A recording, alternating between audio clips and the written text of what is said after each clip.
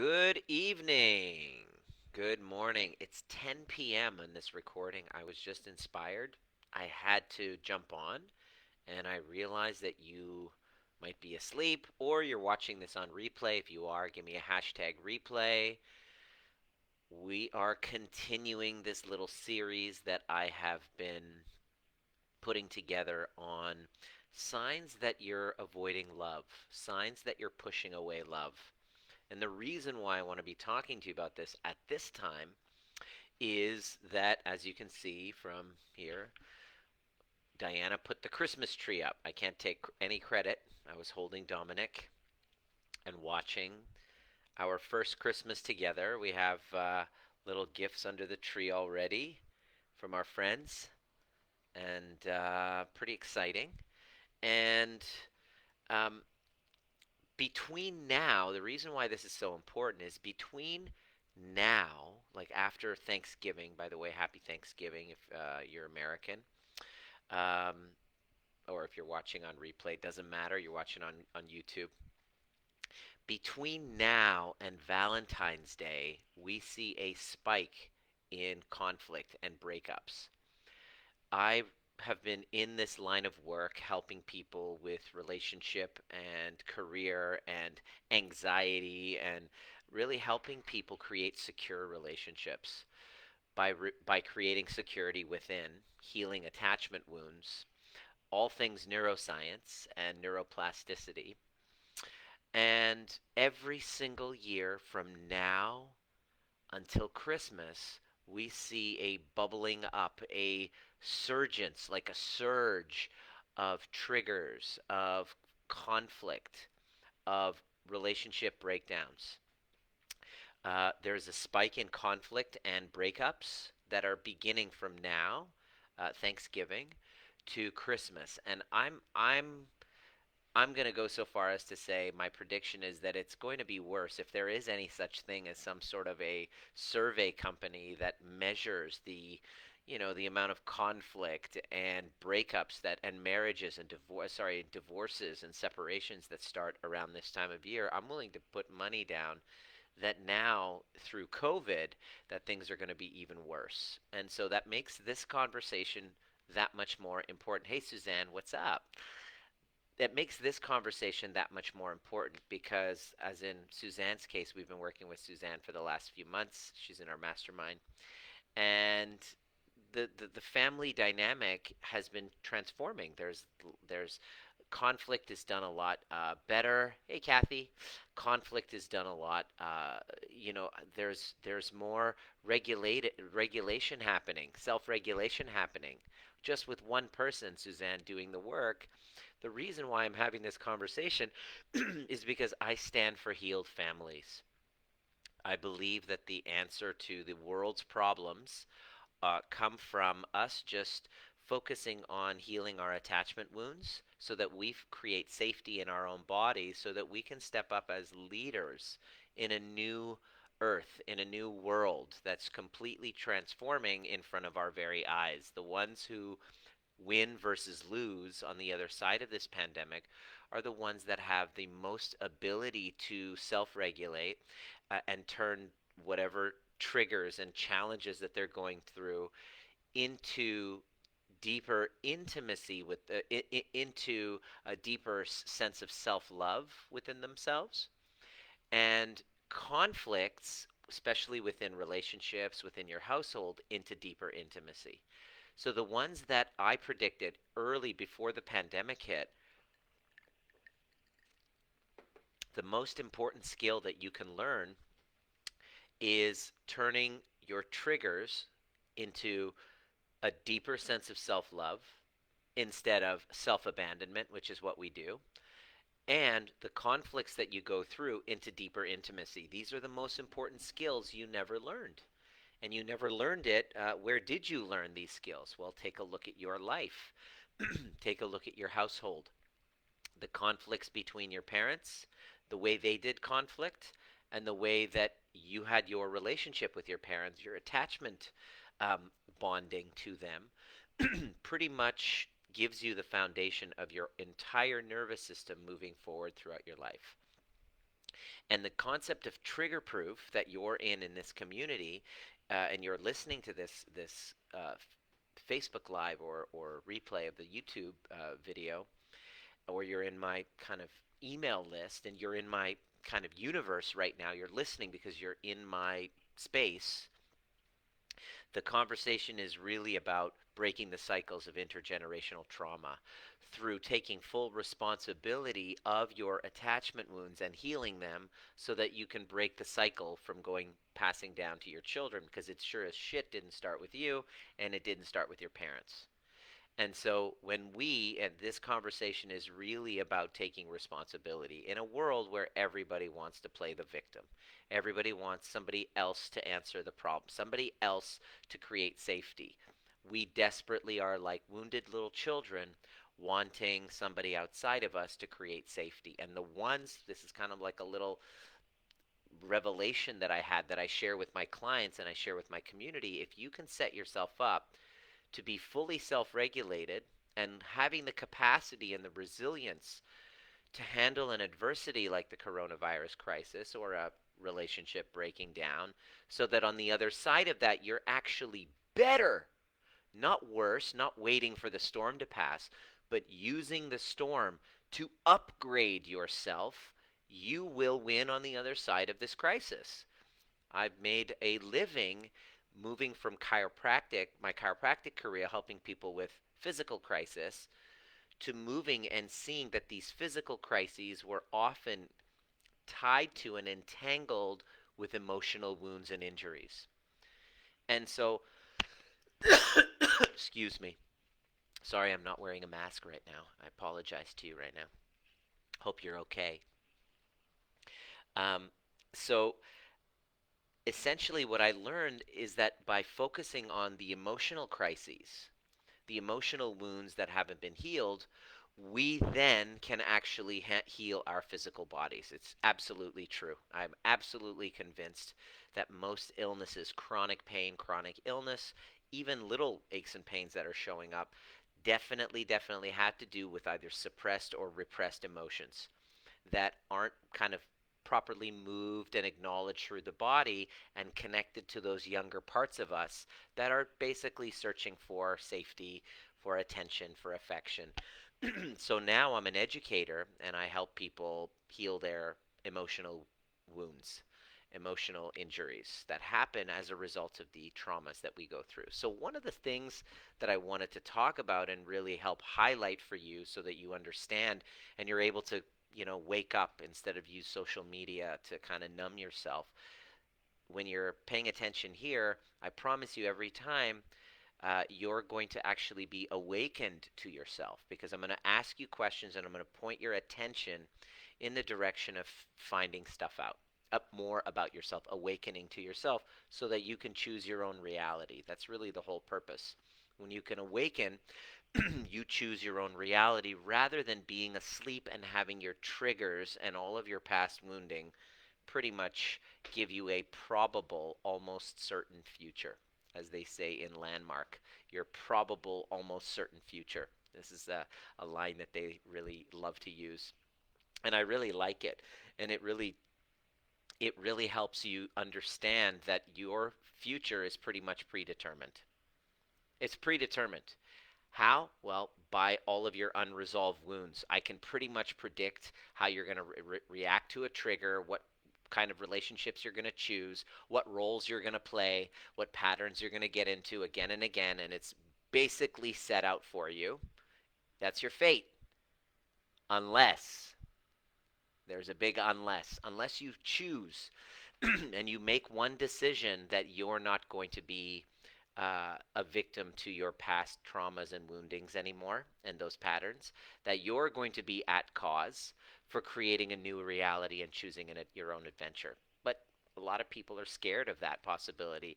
It's unfamiliar to create your reality. It's familiar, so I'll just go, even though I'll keep going, even though I'm fucking miserable. I'll just keep going because I'm scared. It's really scary to choose my own reality, and that's really the whole journey, the hero's journey that we're on, aren't we? When Morpheus in the movie Matrix tells Neo You're the one, but you must believe it. And Neo's like, no, no, I don't, I can't. I'm just kind of like, I'm not the one, just somebody else. And so it's kind of like you got to almost give yourself permission to break free from these unconscious jail that was kind of you were born into through no fault of your own. Let me know if this is resonating with you. So, how do you do that? Well, you understand that a lot of the traumas that you went through in your past has caused you to put a wall around your heart and disconnect you and kind of detach you from love itself. And the way that you break that cycle is through love. Sounds really cheesy, sounds really corny, but it's actually true. In my 20 years as a healthcare provider, I've never understood anything more powerful to break the cycle of intergenerational trauma but through love. Love of yourself, love of your parents, love of your past, love of all of the people who have harmed you, love and understanding. And this is a very radical concept in a world where, in a social media frenzy world where, uh, an egocentric victim narrative of, labeling people as perpetrators, abusers, Me Too, and all of that, which are important parts of our, growth to go from despair to Me Too and go from being victims to, like standing strong for a cause. Sometimes what happens is the pendulum goes from one end to the other, and then we see the impact of, it going from one extreme, like the women's liberation movement. Women have suffered greatly at the hands of men, so we pendulum swings to the other side, and now it becomes kind of like anti-men, and there's an impact of that. And both sides, both extremes, are not healthy. So kind of finding a balance in the middle is really what this conversation's about.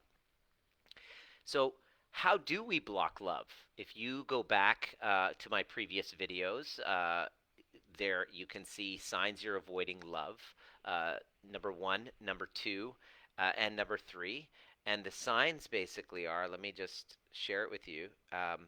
Number one, if you want to go back and watch it in its entirety, you struggle to trust anyone, including yourself. Number two is you fear intimacy. Number three is your body is closed and tense. And I want you to go back and watch those. Scroll down or make sure you go back and watch those. And number four is you fear being seen. Being seen. That is one of the indicators of your pushing love away. Fear of being seen. Why is it? Why is it so scary to be seen? Why? And we see this a lot in our clients. They come in relationship limbo. Should I stay? Should I go? And the very thing that when we work with people, we tell them the very thing that you've been challenged by, you're going to see and experience. And you're actually, in order to become trigger proof to something, unfortunately, you're signing up to actually be triggered in it. Let me say that again. In order for you to be trigger proofed to something, doesn't mean trigger less, it means you must be willing to feel it. So, for example, in order for you to get over your fear of heights, you can't sit there and read in a book, yeah, you're going to be safe if you go, 10,000 feet and parachute.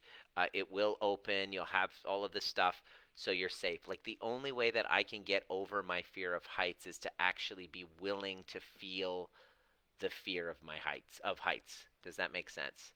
So the very thing that people are challenged by in their relationship is they've never been seen. And one of the client calls, one of the clients that we're working with, uh, was witness to abuse in his family between his father and his sister, and he had a 25-year marriage that he was a part of, that they're in limbo, and they're looking to get a divorce. And he had never, ever told her that. He never told her. Imagine being married to somebody and being witness to abuse and it traumatizing you with guilt, fear, shame, all of the things. And then you're in a relationship with somebody and those past experiences were never even mentioned. They never even came up. Hmm. And now they don't have intimacy. You think that's going on? You think that that's, a big you think that that has anything to do with why the relationship is falling apart is that you yourself are the type of person that doesn't feel safe enough to take off the mask and be seen for the little boy who had that experience as a child. Does that make sense to you? Does this make sense? You say cognitive therapy. I don't know what that means. Um, and guess what? When this person started working with us, I asked him to show up on group calls, to express what he just went through, what his revelations were. He's like, no, I can't. I have a tremendous fear of being seen. And this person is slowly dying inside, and their health is turned to shit, and they don't know whether to stay, whether to go. And it's all because of their fear of being seen. And why do we fear being seen? Why is it that we fear being seen? Take a moment and ask yourself that. A, do I have a fear of being seen? Where am I afraid to be seen?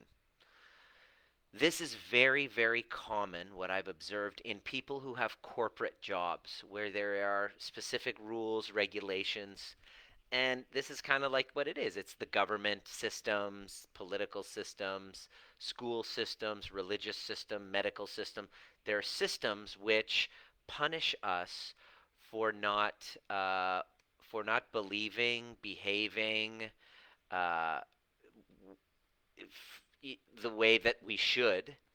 And anytime you're raised in a place where you're not um, you're not you're punished for expressing yourself, that punishment stays in your body. And the message that you get in your body is, if I show the real me, if I express the truth of who I am, then I'm going to be shamed, I'm going to be punished, I'm going to be rejected, I am going to have love withdrawn from me. Love will be gone. So, to compensate, I'm going to put on a mask, I'm going to hide, and I'm going to lay low so that I don't have to deal with the feelings of rejection. Let me know if this is landing and resonating. If you, and the question that I have in your relationship, what parts of you are you hiding? Take a moment, and I'm not here to judge you, I'm not making you wrong about it in your relationships or even in your work. Okay? What parts of you are you hiding? What parts of you do you not want other people to know about? That represents your shadow. This is your shadow part. And the this becomes the prison with an unlocked door. This is your shadow. This is the part of you that you're afraid to be seen, because if I tell my partner this, if I express to people who I really am, they're not going to love me. And these are people who message me saying, "Oh, I'm a very private person. Do you just do one-on-one? I don't really want to do group work." And those are the people who fear being seen, who have intimacy issues, often intimacy disorders, and it shows up in your relationships. Because what happens is you're unconsciously pushing love away. Because you don't understand, you think that the real you is not worthy of love, so you hide the real you and people don't get the real you, and there's no way for people to really connect. My experience of your experience of me, if I'm afraid of being seen, your experience of me is that I'm uptight, I'm tense around you, I'm overly positive, I hide my negative side, I put on a mask, I put on a fake smile, and I'm completely inauthentic. You see a masked version of me. And there's no way that you can love me for who I truly am because uh, I'm not willing to take the risk in letting you see it. And by me not taking the risk, it protects me from the horrible, painful feelings of rejection. However, it pushes love away. And I end up feeling alone. And I turn around and I blame other people when in fact it's actually my fault. Not my fault. I don't want to shame you or anything like that because it's nobody's fault. It's my creation. Not my fault. It's my creation. It's my creation that I'm alone. I've distanced myself because didn't have the courage, didn't have the tools, didn't have the community, didn't have the support to learn how to safely take off the mask and be seen. This reminds me of Caleb, who just in this last week in our group, in front of everybody, and his wife Jenna is also in the program with him. He basically admitted, he goes, I don't really want anybody to know. Uh, yes, I understand what cognitive therapy and CBT is. I just don't understand what context you're saying it in this conversation, Kathy. So I just don't understand. I get what it is, what CBT is, but I don't know why you're writing that. Like, what's the context of that? Is there a question? Is there a comment you have about it? You have to understand from my perspective. I don't know what you're specifically talking about.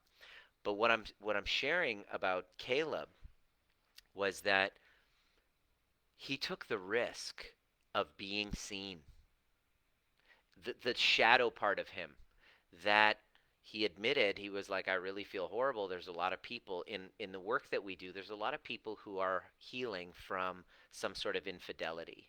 Either they themselves were the partner that had the affair, or they were the partner that the other person had the affair in. That's one of the major things that causes people to wake up and kind of look and go, okay, something's not right. Like, they let it go, you let it go, you let it go, and then the catastrophe happens, a crisis happens, which is what I specialize in. I specialize in helping people kind of upgrade themselves through a crisis, not downgrade, but upgrade themselves so that on the other side of the crisis, they're actually, oh my God, that was amazing. That was the best crisis ever. I'm so grateful, even though it was shit while I was going through it. I'm actually better as a result of it. I help people get there with divorce, infidelity, and what they've discovered was with Caleb's share and us holding space for both of them, they both felt seen. They both took the risk of he took the risk of being rejected. He goes, I'm afraid I'm going to get kicked out for saying this and people are going to hate me, but this is what I did. And so we all held space, and then other people, because he took the risk, other people spoke up and were like, wow, I had the same thing. I did the same thing. Who here can relate? Everyone put their hands up. And it's like this amazing experience where the collective gets to see you and create safety for you to feel seen. And then when you can feel seen by a community of people, which is how we did it in our ancestry, that's we've just lost touch with that in this computer age, in all of this lockdown. We don't have tribes and community, but luckily with Zoom and technology, we can create that. And this week, we were able to hold space for someone to feel seen in his shame, and the result was the opposite of what he thought. He thought that he was going to completely lose love and be kicked out. The exact opposite happened. We all just gave him mad love for taking the risk of being seen. And what that did was that connected him to love. It didn't dissociate him from love. He didn't feel more rejection. He actually felt more connection. So consider the possibility that you're pushing love away because of this fear of being seen. And this fear of being seen came not because of you, it wasn't your fault that it's there. It was the result and the effect of conditioning. Conditioning that said that you have to, think what we think, believe what we believe, behave the way we behave. Uh, Otherwise, you're not welcome here.